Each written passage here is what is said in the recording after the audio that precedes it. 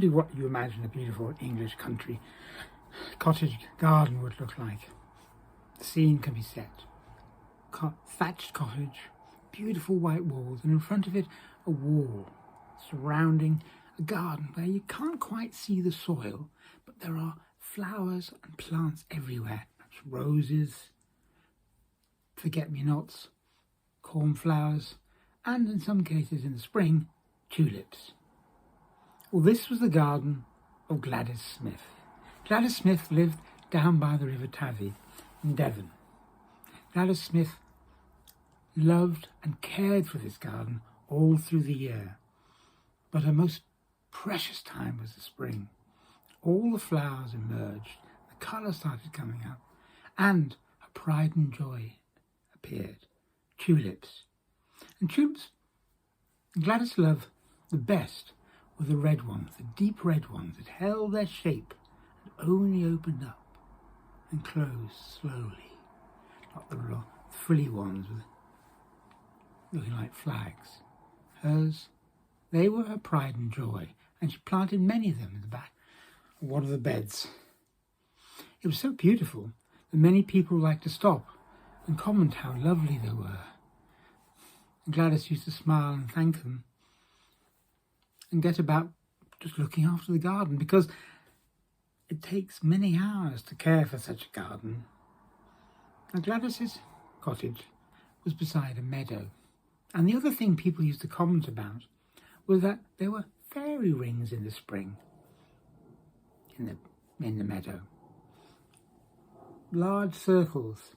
Sometimes mushrooms came up, but often just circles, and apparently in random places across the meadow.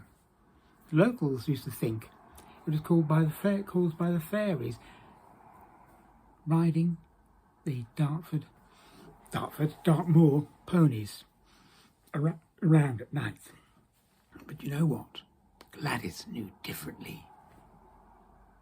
A few years before, Gladys was lying in bed one spring, smelling the garden growing and getting beautiful with the colours and shapes she loved, including the tulips.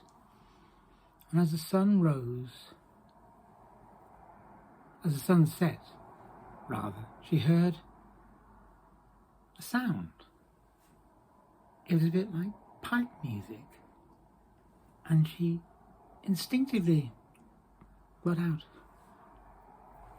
of where she was lying down, went to the window, pushed it open, and there she watched. She watched as the fairies came and approached all the tulips and did something with the tulips, and then disappeared into the warm meadow next door and started dancing in circles. That's strange, she thought. I wonder what they're doing. So the next night she got up. The next evening, as they arrived, as the light went, Gladys got out into the garden and hid behind the apple tree in the back corner. And she watched as each fairy came in holding a baby.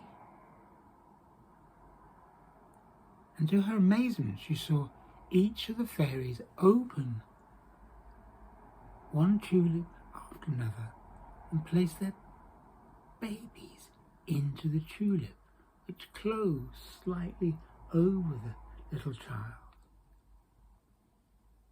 And then the tulips appeared to rock to the tune which was coming out of the meadow. And the fairies crept away. And Gladys could hear a little snoring and easy breathing coming out of each tulip. The babies were asleep.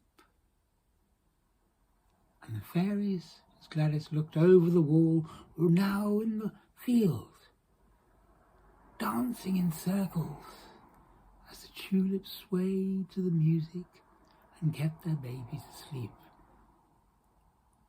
All through the night this happened, and as the sun rose at 5 the next morning, the fairies came to each tulip and took their babies and disappeared away from the garden. Ah, they're enjoying my tulips, thought Gladys. I'll let them have them. And that is what she did. She got used to hearing the sound of music and seeing the tulips swaying, and indeed some of the tulips had a sort of fragrance about them, which is quite unusual for some of the tulips. And the other thing that started to happen is that tulips lasted longer, to such an extent that people would comment about it, about the beautiful garden, but most importantly, the tulips. Gladys, how do you do it? I don't know, she would shrug. Hard work and gardening, she would say to some people who pressed her hard. Sadly, a few years later, Gladys died. And the tulips that year bent over and grieved for her passing. The cottage, as beautiful as it was bought by someone else, as is the way. And the garden's use was changed. The man who took over the garden decided that he wanted to grow vegetables to prepare for the house and to be self-sufficient. So he grubbed up the whole of the cottage garden, including the tulips, and planted gooseberries and potatoes and all sorts of herbs and things, and it was difficult for him because nothing seemed to grow. Ah, said a man who was looking over the wall, I remember when this was Gladys's garden. You know what you should do? You should leave something for the fairies. I hear the fairies used her garden and were well and liked her tulips. Don't be daft, there's no such thing as fairies, said the man. I'm going to plant parsley at the top edge where those tulips used to be. Leave it with me. And he planted parsley and he planted other things, but he didn't leave anything for the fairies. Things grew, but not as well as when Gladys had the garden, because he had not left anything for the fairies. But as for Gladys's grave, no one tended it, no one looked after it. But in the spring, plants started to appear on the grave. Forget-me-nots, cornflowers, and of course, tulips, the deepest red. And at night, the tulips moved and looked after the fairies' babies. That is my story.